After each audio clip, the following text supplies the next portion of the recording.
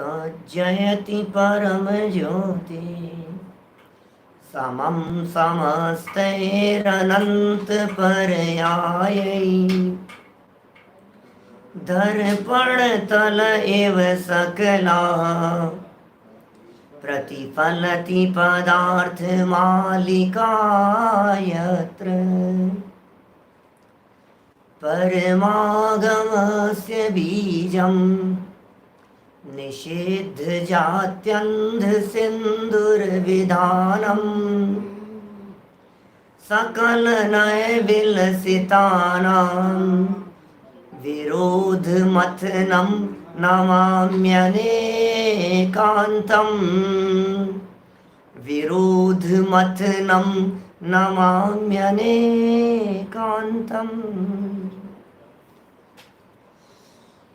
पुरुषार्थ सिद्धि उपाय नामक यह ग्रंथ है आचार्य अमृतचंद्र स्वामी की अनुपम रचना।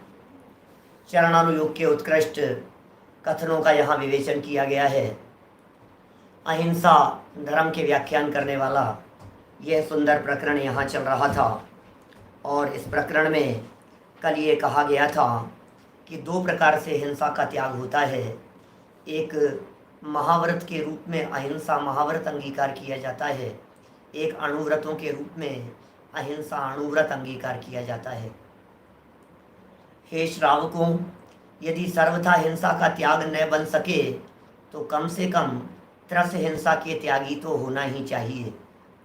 प्रत्येक व्यक्ति को कम से कम त्रस हिंसा का त्याग करना ये उचित है।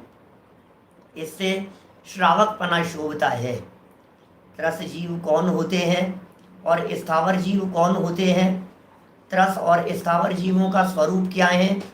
त्रस और स्थावर जीवों की पहचान किस प्रकार से होती है? यह चर्चा अपेक्षित विस्तार से यहाँ की जा चुकी है। जीवों को हमने पहचान लिया और बचाने की भावना हमारे हृदय में है। और एक बात और महत्वपूर्ण यहाँ आप लोगों को कहना चाहता हूँ कि चूंकि यहाँ त्रस हिंसा के त्याग की बात कही गई तो दुनिया में प्रत्येक व्यक्ति त्रस जीवों की हिंसा से बचने की बातों में सिर्फ यही समझता है कि हम दो इंद्रिय से लेकर के पंचेंद्रिय जीवों तक का घात नहीं करें। त्रस हिंसा से बचने की भावना में सिर्फ यही भावना भाई जाती है, मेरे माध्यम से किसी जीव की हिंसा नहीं हो, किसी भी जीव की हिंसा मेरे माध्यम से नहीं हो। ये भावना यह जीव हर समय भाता है, लेकिन यह क्यों भूल जाता है कि जिस तरह से पर जीव त्रस है उसी तरह से मैं स्वयं भी तो त्रस हूं। क्या मैं त्रस जीव नहीं हूं? क्या दूसरे पंचेंद्रिय जीवों के प्राणों की रक्षा इतने मात्र में ही त्रस जीवों की हिंसा से विरक्त हो जाएंगे? आत्म हिंसा से भी तो बचना होगा।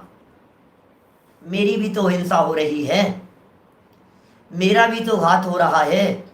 आखिर मैं स्वयं भी तो सैनी पंचेंद्रिय जीव हूं। जब मैं स्वयं भी सैनी पंचेंद्रिय जीव हूं तो जो मेरी हिंसा है उससे भी तो विरक्ति होनी चाहिए। इसलिए जहां त्रस हिंसा का त्याग कराया गया वहां निश्चित तौर पर अपनी हिंसा से बचने की भी प्रेरणा आचार्यों के द्वारा दी गई है। सारा जगत पर की हिंसा से बचना चाहता है, लेकिन मैं स्वयं चैतन्य तत्व हूं और मेरी भी हिंसा होती है, इससे यह जीव बचना नहीं चाहता। अब देखिए, त्रस हिंसा के त्याग की बात कह दी और स्थावर हिंसा का त्याग हमारे माध्यम से हो नहीं पाता, यह बात कह दी।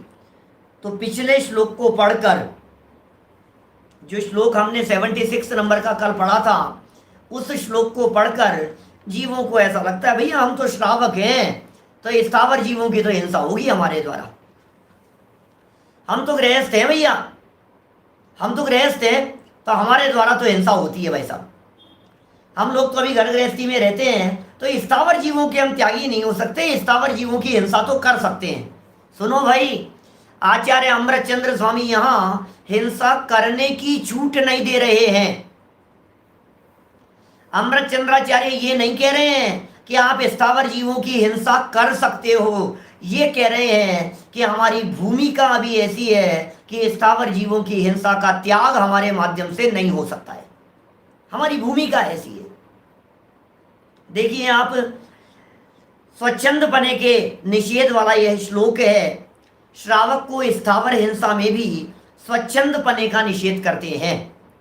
77 नंबर का यह श्लोक है, 108 नंबर पेज है, 77 नंबर श्लोक में देखिए। मूल श्लोक पढ़ता हूं।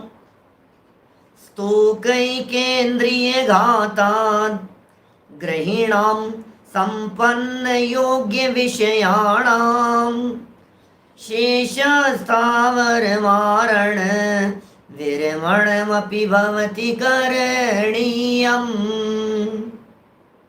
अन्वयार्थ, संपन्न योग्य विषयाणाम, इंद्रिय विषयों को न्याय पूर्वक सेवन करने वाले। पांचों इंद्रियों के विषयों का सेवन करता है, लेकिन न्याय पूर्वक करता है, ईमानदारी पूर्वक करता है, सच्चाई से करता है, नैतिकता से करता है, बेईमानी नहीं है, छल कपट नहीं है, धोखाधड़ी नहीं है, दूसरों के साथ में सद्व्यवहार पूर्वक करता है। ऐसे गृहस्थों को ग्रहीणाम स्तोकैकेन्द्रिय घातात्, अल्प एकेंद्रिय के घात के अतिरिक्त शेष स्थावर मारणम विरणम अपि, बाकी के स्थावर एकेंद्रिय जीवों के मारने का भी करणीयम भवति, करने योग्य है। बाकी के स्थावर जीवों का भी त्याग कर देना योग्य है, उनको मार देने का। ये प्रेरणा दे रहे हैं आचार्य देव हमारे को।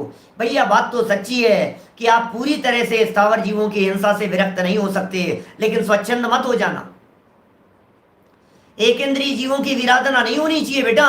पानी नहीं ढुलना चाहिए हमारे माध्यम से ज्यादा। एक इंद्रिय जीवों की विराधना का पाप लग रहा है। अग्नि व्यर्थ में जलती नहीं रहनी चाहिए, एक इंद्रिय जीवों की विराधना का पाप लग रहा है। आप यदि जिस कमरे में बैठे हुए हैं उस कमरे में लाइट जल रही है तो ठीक है, लेकिन यदि बाहर निकलते हैं और रूम में कोई नहीं है तो अग्निकाय जीवों की हिंसा का पाप, विराधना का आपको लग रहा है। पंखा चल रहा है तो वायुकायिक जीवों की और अग्निकायिक जीवों की विराधना का पाप लग रहा है हमारे को। यदि व्यर्थ में चल रहा है तो देखो भाई, भोजन बनेगा, भोजन पकेगा, रोटी बनेगी, सब्जियां बनेगी, गैस जलेगी, तो ये सब चीजें तो होंगी, तो अग्निकायिक जीवों की हिंसा भी होगी। और फिर साथ साथ में जल भी डुलेगा, साफ सफाई भी होगी, तो जलकायिक जीवों की विराधना भी होगी। लेकिन इस बात को सुनकर कोई व्यक्ति स्वच्छंदी हो जाए, हाँ भाई हमारे तो चल सकता है, मैं तो एकेंद्रीय जीवों को मार सकता हूं, तो भाई कहते हैं ना, पृथ्वी जल अग्नि वायु वनस्पति वृथा थावर न सहारे, त्रस हिंसा को त्याग वृथा थावर न सहारे, परवधकार कठोर निंद नहीं वयन उचारे। ये जो त्रस हिंसा का तो त्यागी हो गया है, और वृथा स्थावर जीवों की संहारना न करे, ये जो बातें कही गई है बड़ी गहराई छिपी हुई है इसमें आर्ट ऑफ लिविंग आ जाता है, इसमें जैनियों की जीवन शैली आ जाती है। चरणानुयोग है ये हमारा। जलकायिक जीवों की हिंसा नहीं होगी, अग्निकायिक जीवों की विराधना नहीं होगी, व्यर्थ में गैस जलती नहीं रहेगी, आर्थिक नुकसान हो चाहे न हो, लेकिन एकेंद्रीय जीवों की विराधना से जो नुकसान हो रहा है उसका क्या होगा। भाई ये जो महत्वपूर्ण बात कह रहे हैं, उस महत्वपूर्ण बात की तरफ तुम्हारा ध्यान क्यों नहीं जाता है। जबरदस्ती विराधना हो रही है, पानी नल खोल दिया है आपने बाल्टी में और बाल्टी भर रही है और आप दूसरे काम में लगे हो। शेव बना रहा है और नल चला हुआ है, नल चल रहा है, तो तेरे हाथ में कितना पानी आया, जो पानी तेरे हाथ में आया उसका तो उपयोग हो गया, लेकिन जो पानी तेरे हाथ में आए बिना जबरदस्ती बेसिन में चला गया वो तो व्यर्थ जा रहा है ना। कि साहब वनस्पति गाय की हिंसा से तो हम बच नहीं सकते हैं, तो घास पर चलेगा, पेड़ों के ऊपर चढ़ेगा, पेड़ों की कटाई करेगा, पत्ते तोड़ेगा, घास पर बैठ करके उसे उखाड़ेगा, यह स्वच्छंदता है। एक जैनी व्यक्ति भले ही घास पर चलने का उसके निषेध और त्याग न होवे, एकेंद्रीय जीवों की हिंसा से विरक्ति नहीं हुई हो, तथापि यदि उसे दो ऑप्शन दिखाई दे रहे हैं यहां से वहां सामने जाने के, तो घास पर नहीं चलेगा, बिना घास पर चलेगा। अकेले घास पर चलने में घास ही थोड़ी न है, त्रस जीव है उसके अंदर अनगिनती है। त्रस हिंसा के त्याग की भी तो भावना है। छोटी छोटी सी बातें हैं लेकिन जीवन उपयोगी हैं। चलिए अन्वयार्थ हमने यहाँ पढ़ा, टीका पढ़ते हैं फिर आगे बढ़ेंगे। आज तो एक बहुत सुंदर भ्रम की चर्चा आने वाली है। देखो भाई,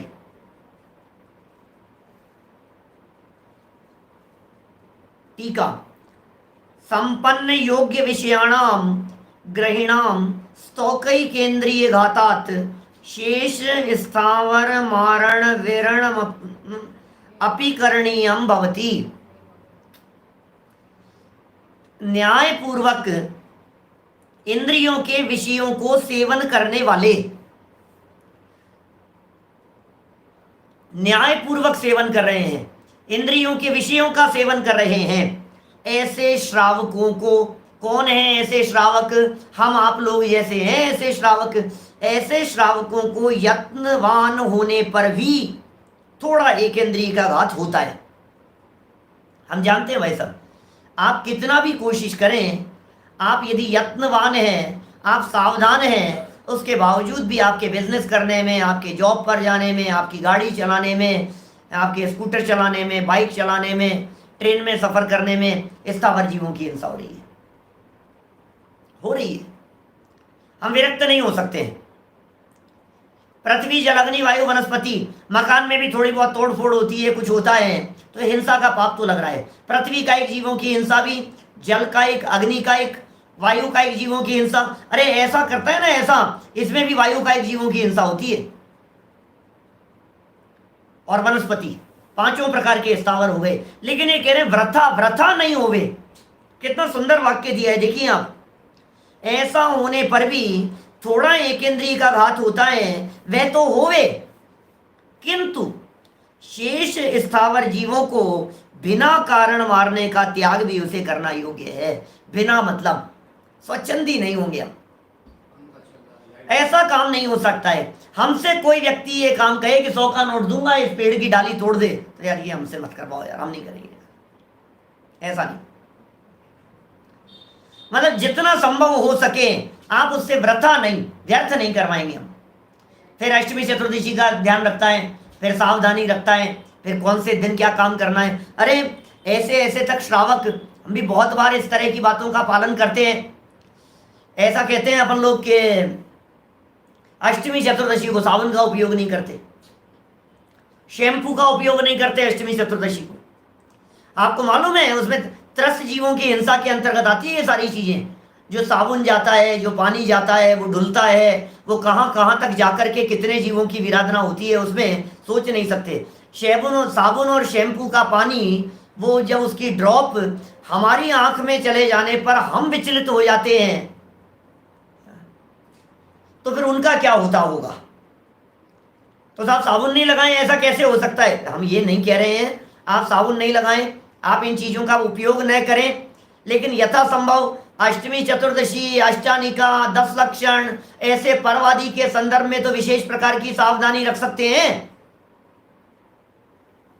आलोचना पाठ में जो बातें कही गई है, वे सारी की सारी बातें यही तो कही गई है। पूरा प्रवचन है हमारा आलोचना पाठ का, पूरा एक प्रवचन के अंदर पूरी चर्चा है।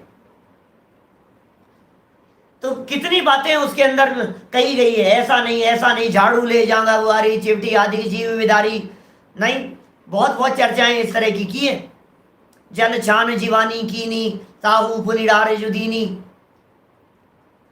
पुनि जल मोरिन गिरवायो, कि बहुत तरह की चर्चाएं हैं। क्या क्या किया गया है हमारे माध्यम से, और रोजाना रूटीन में कर रहे हैं, उनके पापों के प्रायश्चित के बारे में सोच रहे हैं।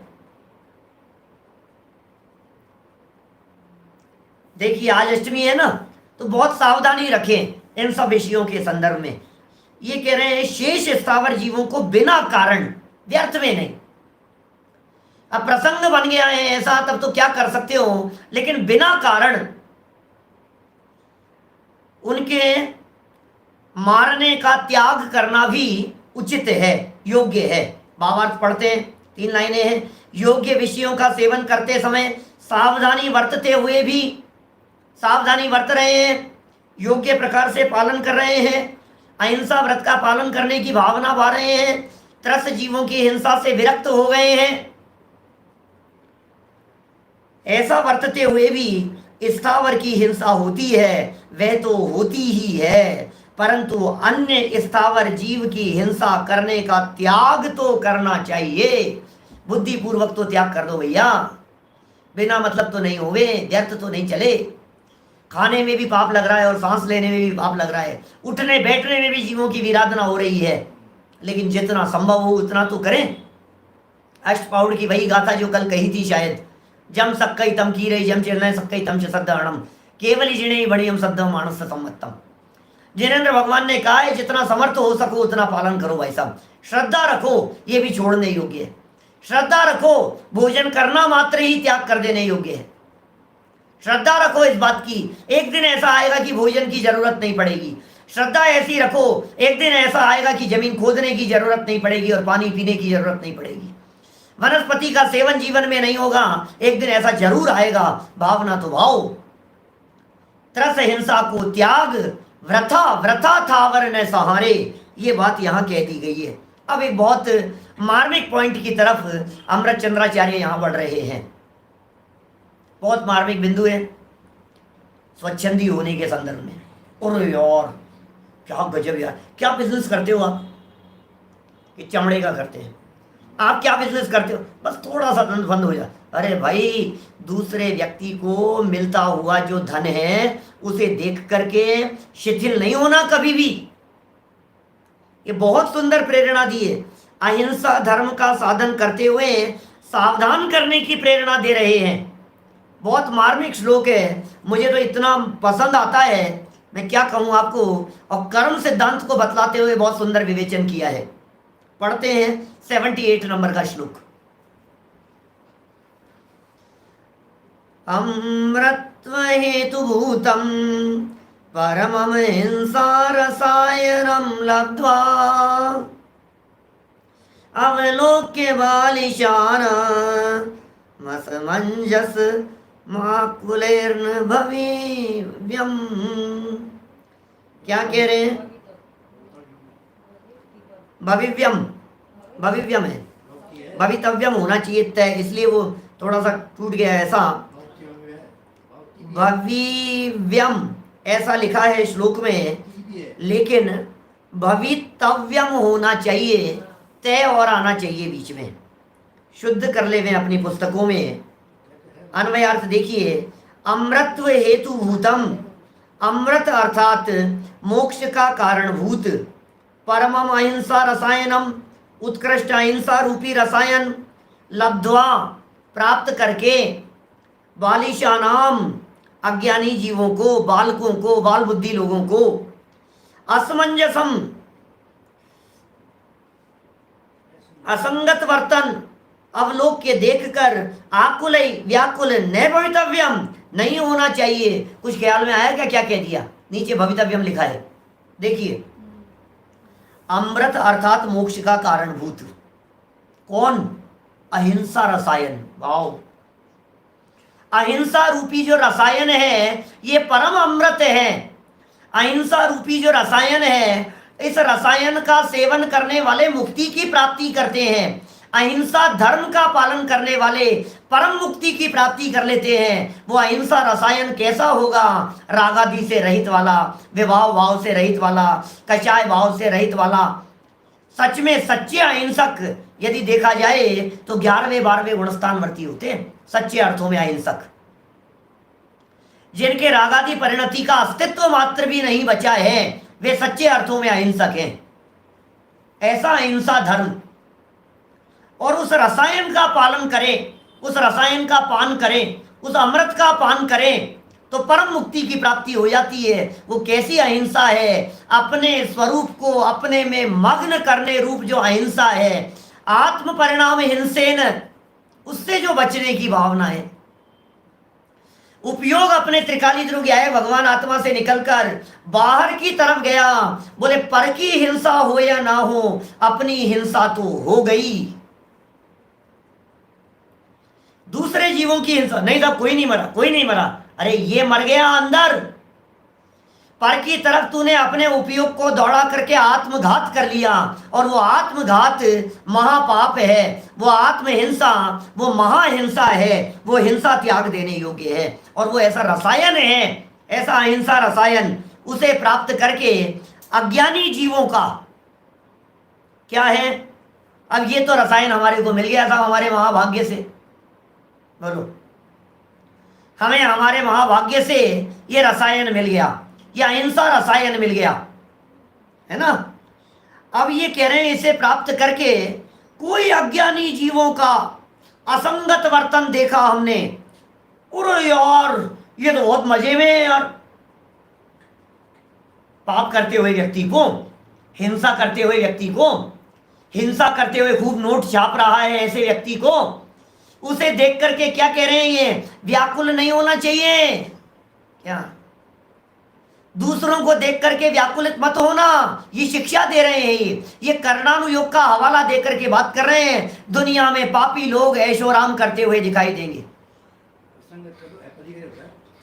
लोग दुनिया में पापी लोग जो हैं, ये पापी लोग दुनिया में बहुत मजे कर रहे हैं, पाप कर रहे हैं, हिंसा कर रहे हैं, अब कत्ल खाने बूचड़ खाने खोल रहे हैं। और ये सब खोलते हुए क्या हो रहा है कि बहुत पैसा कमा रहे हैं, बहुत मजे कर रहे हैं, ठाठ से रह रहे हैं।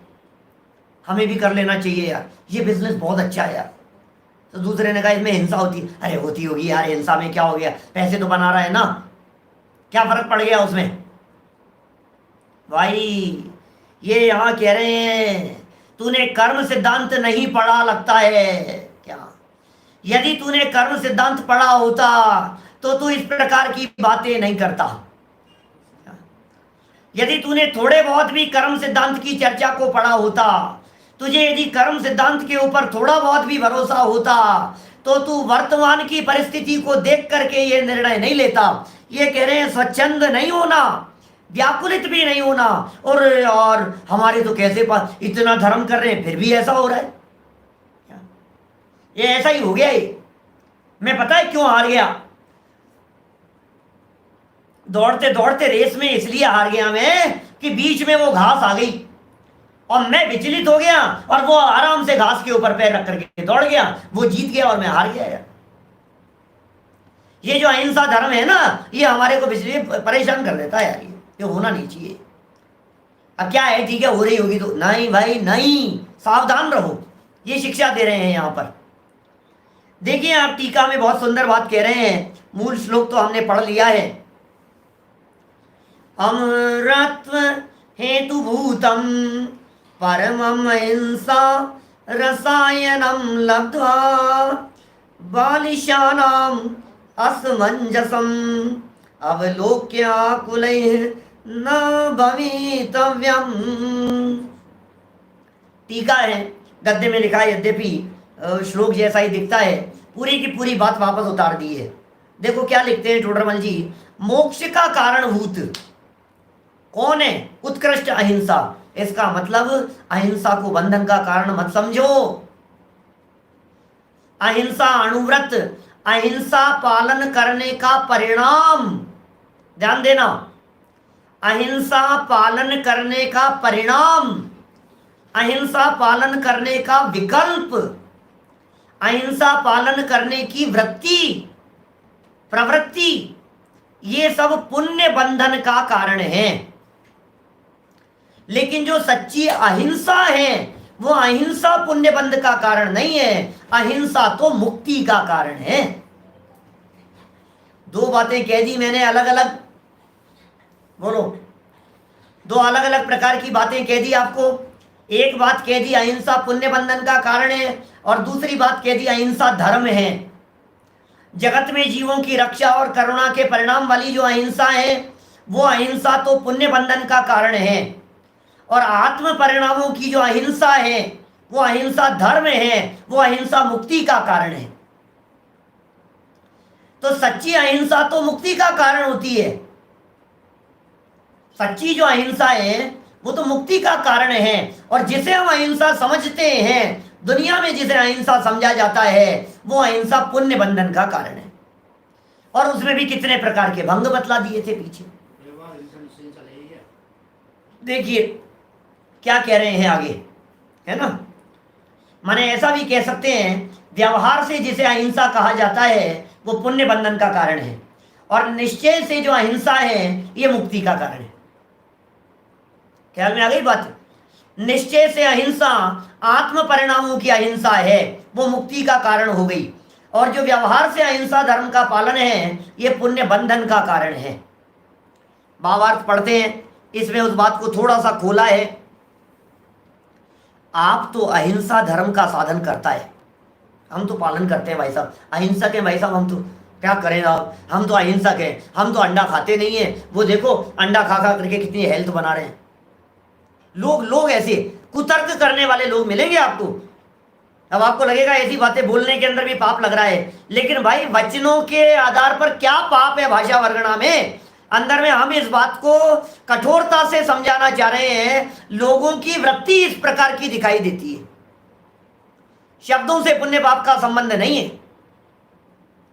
आप तो अहिंसा धर्म का साधन करता है, और कोई मिथ्या दृष्टि दुनिया में अनेक युक्तियों से हिंसा को धर्म ठहराकर उसमें प्रवर्तन करे।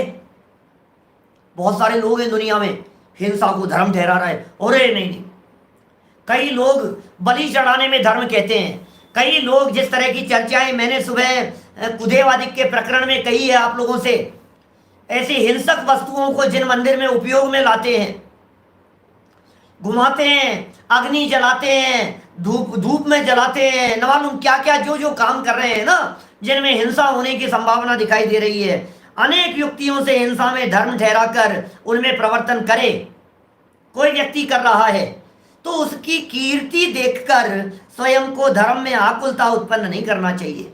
और यार वो कर रहा है, उसने तो भाई साहब ये है ना खूब अग्नि के अंदर डाला था और उससे तो बहुत तरक्की हो गई उसकी, उसने खूब हवन किया, अग्नि में घी डाला, उसने ऐसा किया, उसने धूप जलाई, उसने ये करी, उसने ये करी। अन्य मतों के अंदर बकरा ईद आदि जो ऐसी जो हिंसा बातें हैं बहुत सारी, ये दीपक जलाया, उसने 1008 दीपकों से आरती की थी, इसलिए उसका ये काम हो गया। तो ये कह रहे भ्रमित नहीं होना, धोखे में मत रहना, आप इस गलत फहमी में मत अटक जाना कि यार ये तो इतना अच्छा हो गया साहब, इसने तो बहुत अच्छा कर लिया भाई साहब। प्रमोद जी भाई साहब विदिशा से बोलो, सही है कि नहीं ये बात। दुनिया ऐसे अटकती है। इनके संदर्भ में 12 युक्तियां दी है आचार्य अमृतचंद्र स्वामी ने, हिंसा में धर्म बताने वालों की, हिंसा को श्रेष्ठ बताने वालों की। आपको वे सारे तर्क दिखाई देंगे जो दुनिया में चलते हुए दिखाई देते हैं। अन्य मतियों की चर्चा दिखाई देगी, निषेध होगा उनमें सब। धूप दशमी के दिन धूप खेता है, सुगंध दशमी के दिन चर्चा आएगी तो कर लेंगे। परसों आने वाली दशमी नहीं, अगले महीने आने वाली, बादमे में आने वाली,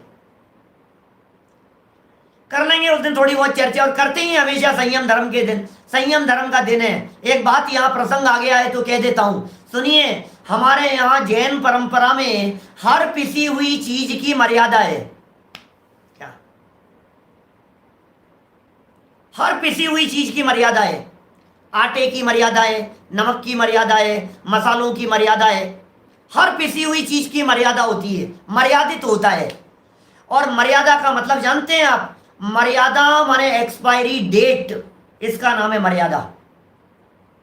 जिनागम में उसकी एक्सपायरी डेट लिखी है, इतनी आटे की एक्सपायरी डेट है गर्मी के दिनों में, सर्दी के दिनों में इतनी एक्सपायरी डेट है, बरसात के दिनों में इतनी है। इसके बाद में सेवन करोगे तो उसमें अनेक प्रकार के जीव उत्पन्न हो जाते हैं और उनका पाप लगेगा। क्या ख्याल में आ रही है बात? तो बहुत बहुत तरह की बातें हैं ऐसी, कुछ ख्याल में आ रही है क्या बात? अभी जितनी बातें कह दी है ये धर्म मानने और संबंधित जितनी हम पालन कर रहे हैं, हिंसा हो रही है, हिंसा हो रही है उसमें। अब पता है क्या कह रहे हैं? अब तुमने तो ये समझ लिया कि इसमें धर्म होगा, अब जो धूप जो चढ़ा रहे थे आप, पिसी हुई है, कब से पिसी हुई है और कितनी मर्यादा है उसमें कि साहब मर्यादित हो तो। अरे जीव जीवों का पुंज है, वो त्रस जीवों का पुंज जिसे आप अग्नि में चढ़ा रहे हो, अग्नि में खे रहे हो। महाहिंसा का पाप लग रहा है। ये सब चर्चाएं करेंगे आगे। और किसी व्यक्ति ने ऐसे खूब अग्नि के अंदर डाल डाल करके और किया ये सब, और यह सब करते हुए जिस व्यक्ति ने ये सब काम किया और उस व्यक्ति की तरक्की हो गई, प्रमोशन हो गया, घर में खूब पैसे आ गए, उसका बिजनेस बढ़ गया, तो आचार्य देव कह रहे हैं तो तुम उसकी कीर्ति को देखकर स्वयं को धर्म में आकुलता उत्पन्न नहीं करनी चाहिए। क्या हम आकुलित नहीं हो जाएं उसे देख देख करके? ये तो मजे में। देखो नीचे बहुत सुंदर बात कह रहे हैं, अगले वाले पैराग्राफ के अंदर पूरा कर्म सिद्धांत ला करके सामने रख दिया। कभी कभी ऐसा लगता है यदि ये कर्म सिद्धांत नहीं होता तो हमारी श्रद्धा फेल हो जाती, यदि ये कर्म सिद्धांत नहीं होता तो हमारा विश्वास डगमगा जाता, क्योंकि जगत में दिखने वाले धर्मात्मा जीव दुखी होते हुए नजर आ रहे हैं, और जगत में जितने भी जीव हैं जो मजे करते हुए दिख रहे हैं वो सब पापी जीव हैं। उमाकांत जी साहब, माने ये जो बातें हैं, इन सब बातों को सुन करके हमें निर्दोषता की तरफ बढ़ना है आगे। कर्म सिद्धांत ने हमारे को विश्वास दिलाया है कि तू चिंता मत कर, तेरे वर्तमान में जो पुण्य परिणाम है, तेरे वर्तमान में जो शुभ भाव है, तेरा जो धार्मिक आचरण है, वर्तमान में कितना भी बड़ा संकट क्यों न आ जावे, लेकिन इसका फल तुझे भविष्य में अच्छा ही मिलेगा। ये विचार कर, परिणाम वर्तमान में निर्मल है ना। और वो व्यक्ति कितना भी हिंसा के कार्य कर रहा है, हिंसक कार्य कर रहा है, हिंसा कर रहा है, पाप कर रहा है, अनीति अन्याय बेईमानी उसके जीवन में दिखाई दे रही है। बहुत ऑप्शन मिल जाते हैं कभी कभी, ऐसी ऐसी परिस्थितियां बन जाती है कई बार, जिन परिस्थितियों में आपको ऐसे लगने लगता है ये बिजनेस तो बहुत अच्छा है, ये बिजनेस तो बहुत अच्छा है, इसमें बहुत पैसा कमाने का अच्छा चांस है। कोई बात नहीं, आप पैसा कमा लेंगे, नो डाउट। वर्तमान में तो आप पैसा कमा लेंगे उस बिजनेस से, लेकिन उस बिजनेस में जो हिंसा है और जो पाप है, उससे जो कर्म बंधेगा उसके फल को कौन भोगेगा? मुझे ही तो भोगना पड़ेगा। यदि ये प्रथमानुयोग नहीं होता, कहानियां नहीं होती पुण्य पाप कर्म के फल को बतलाने वाली, यदि ये कर्णानुयोग के कर्म सिद्धांत नहीं होते, कर्मों के उत्कर्षण अपकर्षण को बतलाने वाले, कर्मों के संक्रमण को बतलाने वाले, तो फिर क्या होता? क्या बोलो? हमारे प्रमोद जी भाई साहब पूछ रहे हैं कर्म तो जड़ है, सबका हिसाब कैसे रखते हैं?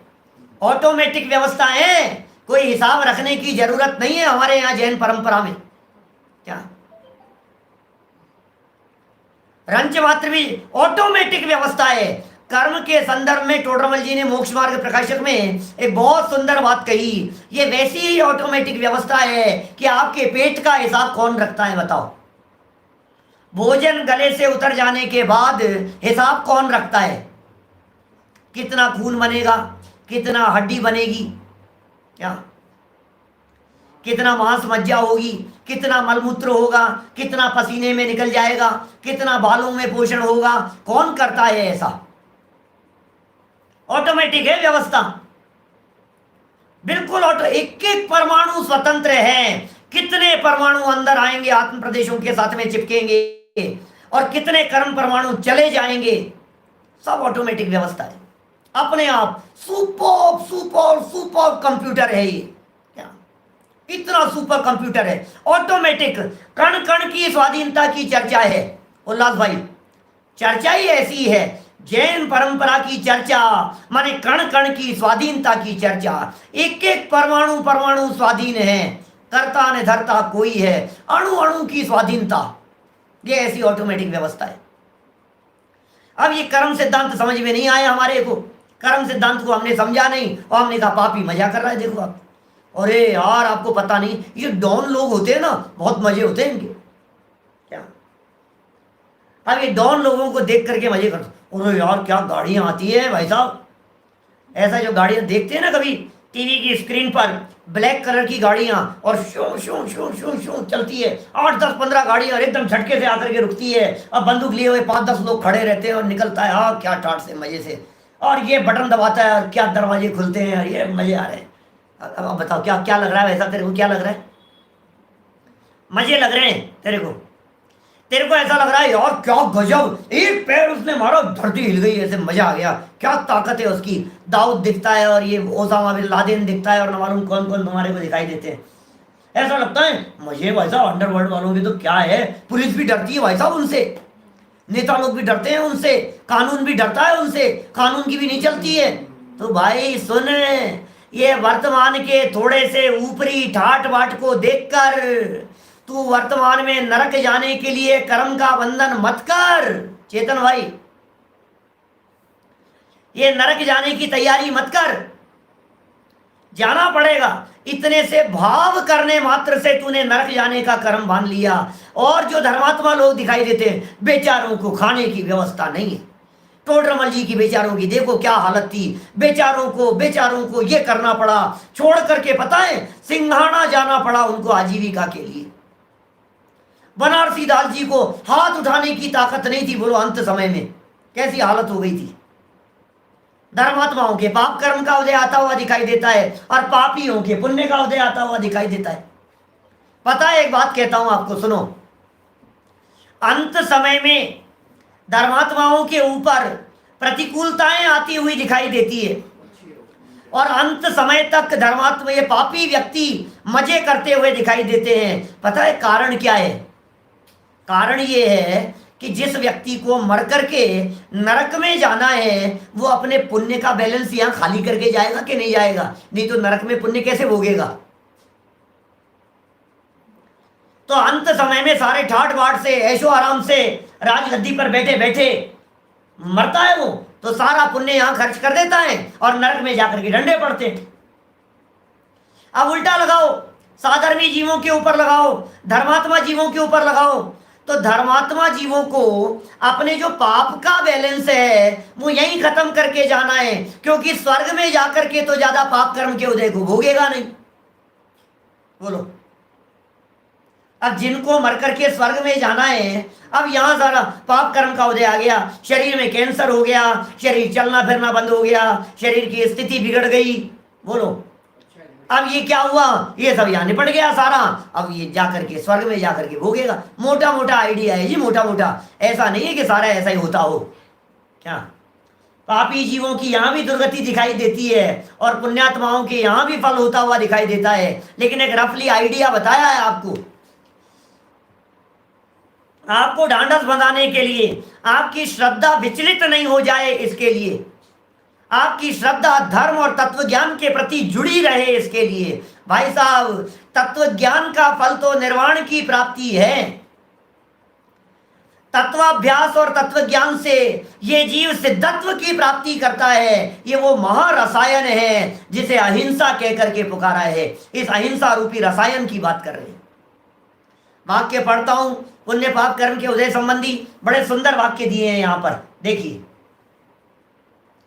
अथवा कदाचित, 109 नंबर पेज, भावार्थ का दूसरा पैराग्राफ। अथवा कदाचित आपके तो पूर्वबद्ध बहुत पाप के उदय से असाता उत्पन्न हुई हो। अब पहले का तो किया हुआ है ना, पिछले जन्मों का भी हो सकता है, बचपन का भी हो सकता है, नासमझी में हो सकता है, अज्ञानता में किए हुए पाप हो सकते हैं, नासमझी में की हुई गलतियां हो सकती है, पूर्व में की हुई हो सकती है कि नहीं। तो अपने तो बहुत पाप के उदय से असाता उत्पन्न हुई हो।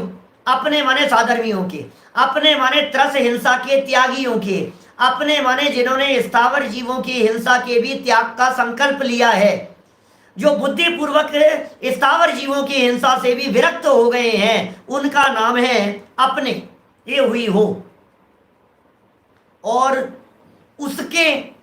उसके पापी व्यक्ति के, जगत में मिनिस्टरों के, मंत्रियों के, नेताओं के, राजनेताओं के, अपराधियों के, डाकुओं के, हिस्ट्री शीटर लोगों के, ये जो लोग जगत में दिखाई देते हैं, इनके तो पूर्व बहुत पुण्य के उदय से, अब पहले कभी पुण्य किया होगा और उदय में आ रहा है, तो उनके बहुत पुण्य के उदय से किंचित किसी प्रकार साता उत्पन्न हुई हो, तो भी हमें उदय अवस्था का विचार करके धर्म में व्याकुलता नहीं करना चाहिए।